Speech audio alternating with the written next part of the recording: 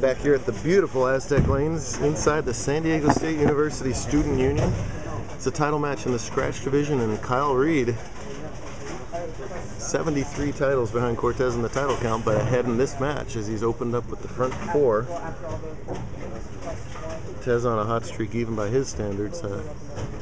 Kyle looking to put at least a one-day into that, playing deep inside on a burnt-out pattern. Pretty good shot, just trying to fade it back there with not a lot of hand rotation at all. Started on Bourbon, basically their house pattern. Last year, if you watch the videos, there was no oil on the lanes left by the third game. Today they added a lot more volume with the same basic thing. Still a ton of friction outside. Now that volume's dissipated, so they're just trying to do a fallback and take the hand out and do whatever tricks they have in their bag to cut down the hook, because the lane's going to do it all for them.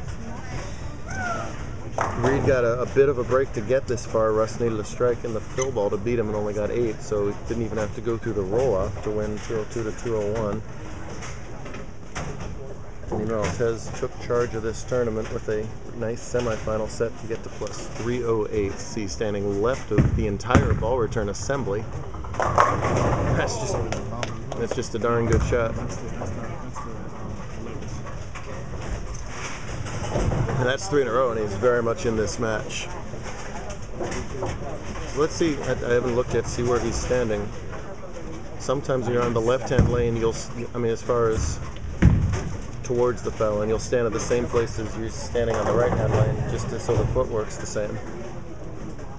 That is indeed what he's doing. He's standing further up than he ordinarily would anyway, even though the ball return's not in the way. That's just so his footwork's the same on both lanes. Starts the arm first, then the feet.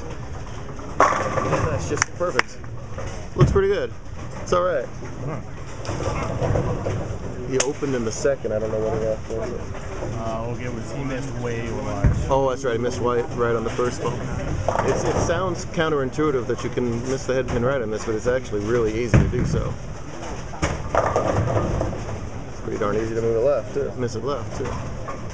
See Reed not standing in front of the ball return, but he's taking quite a bit of hand out of the ball. He's kind of trying to really fluff it out there and fall it back. That's well done as well. Two bowlers have got a challenging what's left of a pattern figured out here in the title game. Early in the stepladder, Joe Grondin beat Eric Hatchett, who started a new string today, 245 to 184.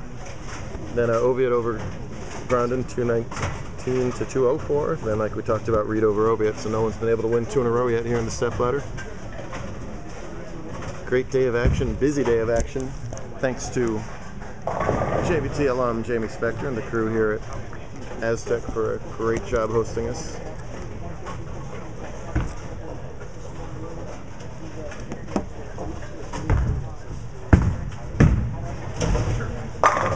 Wow, pretty ball. I should have started the camera earlier as that's 4 beautiful strikes, 2 by each bowler, since we really started the tape going. I absolutely love the small alley. Just 12 lanes, but for a 12-laner, they did everything right. This is 10 times the width of the concourse at every other bowling alley. Well, see, and that's, whoa, wow, boy. Really fortunate to only leave a 2-pin there, and he's gonna walk that one off.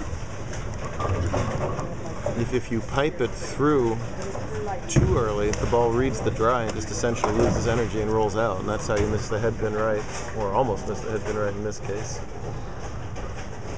You go dead hard and straight at the spare. Look out, stay behind the line and cover it to stay in this match, but he's definitely in trouble. But Caleb Rothstein was in trouble with a few frames to go over the handicap division, and he pulled the win out. But he trails by 25 pins at the moment.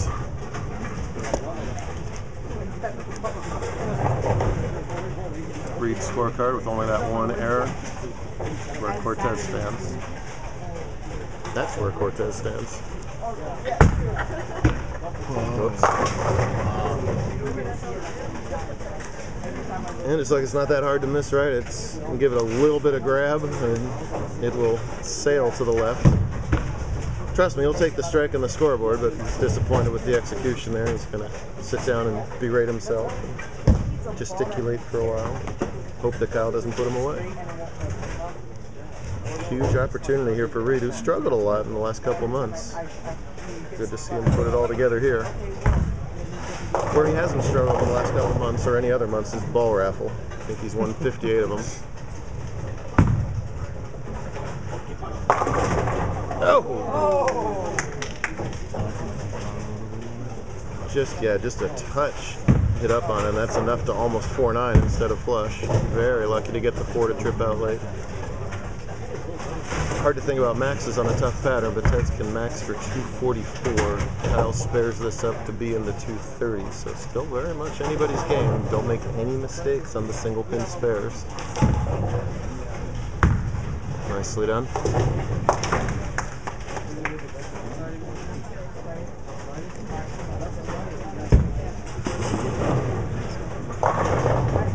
-8 cut today. Zev Dunster made the scratch cut.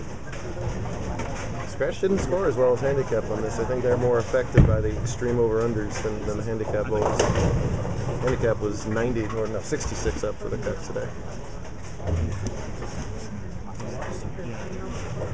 Ever shot big here, just not only for the scoreboard. You want Tez to know that you've got a strike working in the 10th. Keeps a lot of possibilities open.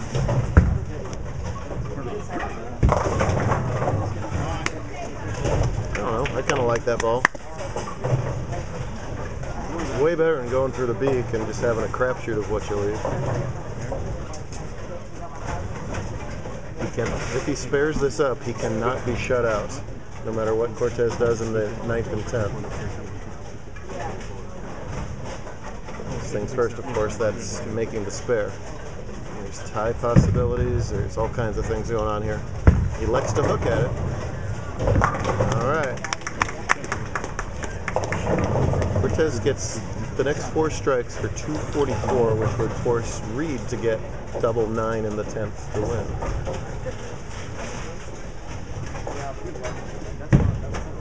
Marks are not easy on this, but these guys are good. Let's see who comes up with it in the 9th and 10th.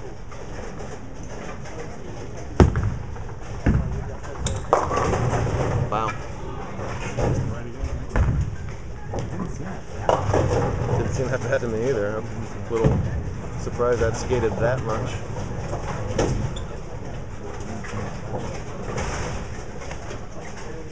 Well, now the possibilities are much clearer. Tez must spare this and strike out to force Reed to mark in the 10th. If he drops count, he won't even need to mark. First things first, you're standing 80 to shoot a 1-2-8. Gets that.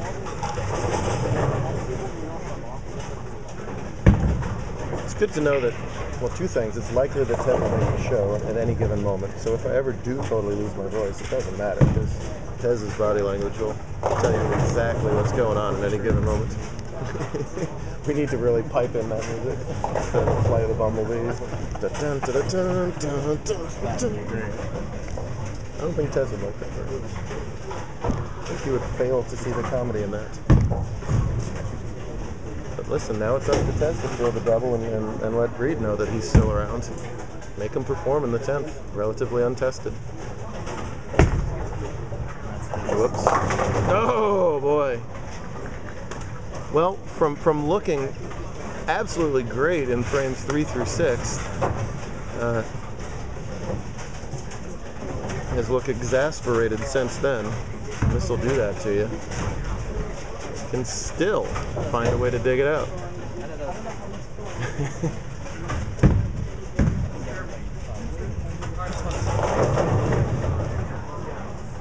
If he does get this hit, by the way, it's important that he fills up the final shot too, because that would Kyle would 9 out for 224.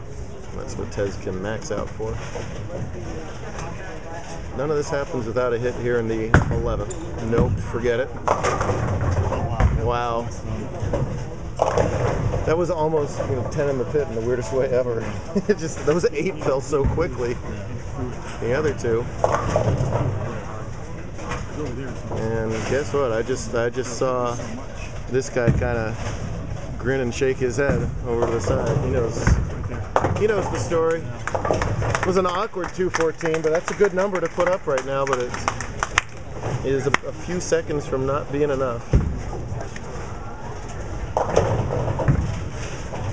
Kyle's dad is 3 people to my left, and I have a line here I've been waiting to say. You know what it is. It involves some initials.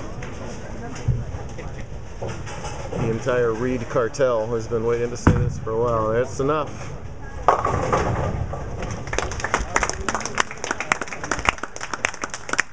No B's were S'd today. It is all good. No B's, S's, or D's today. Kyle says about time, and yes, it is. It's nice to walk in and double your title total. Yeah. Tez will have to wait another day for 74. Nice when you don't have to mark in the 10th. 224 to 214 is your final. Mr. Estrada. Eric Estrada, today's JBT champion. I'll be here all week. Try the wheel. Thank you very much. Very good. Take 2 weeks off or more often, right? Good stuff here at Aztec. We'll hand out the awards and do it all over again tomorrow.